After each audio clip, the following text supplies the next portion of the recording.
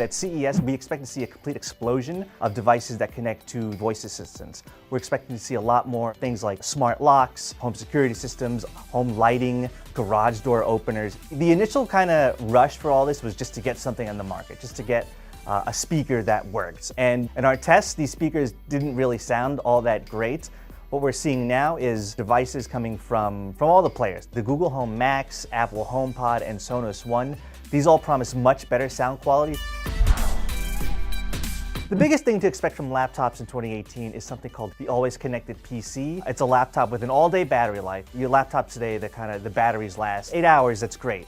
Now we're talking laptops that have batteries that last 20 hours and more. The other aspect of it is always connected. It's always connected to a wireless LTE network. It's just like the Apple Watch Series 3, where you no longer have to tether it to your phone. You can directly connect it to a wireless LTE network.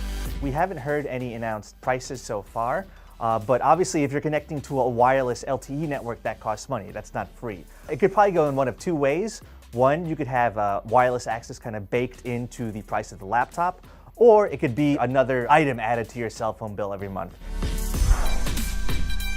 So for TVs this year, we're thinking bigger and brighter. By bigger, we mean probably 65 inches and higher. You want a bigger TV to maximize the effectiveness of 4K. 4K on a smaller TV is wasted, basically. To really get the benefit of the high resolution of 4K, you need a larger set. The benefit of a brighter television set is increased HDR performance, and HDR stands for high dynamic range. So the problem with the lower priced HDR sets is they haven't been bright enough to really showcase the HDR image. If these television sets are brighter, then you'll be able to see the benefits of HDR.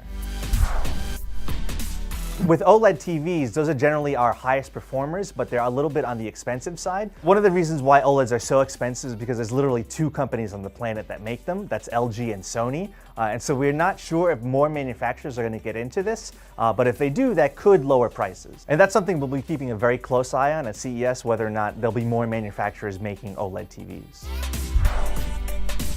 Another thing we're looking forward to is the integration of voice assistants into TVs. So the idea is that you're looking at your TV and you say, hey Alexa, what's the weather? And it'll display the weather forecast actually on your TV. It could potentially mean that you don't actually need to buy all these different devices. This is just another example of technology providing more conveniences for consumers.